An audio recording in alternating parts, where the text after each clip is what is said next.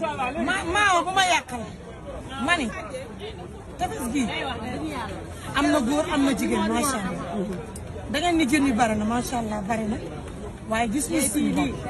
waaye bu fekkee bari na ba pare te amuñu lu ñu ko jënd amul maanaam ay financement yu ñu ko jënd day xaw na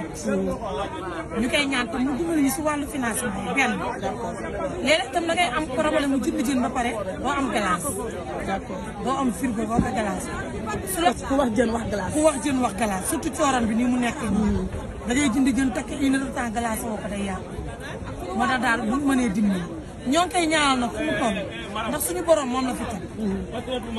yal na ko suñu borom jàppale moo leen junni waaye moom it mu gëstu nit ñi si ginnaaw surtout nag yéen jigéen ñi nga xam da ngeen a am essence bi seer na benn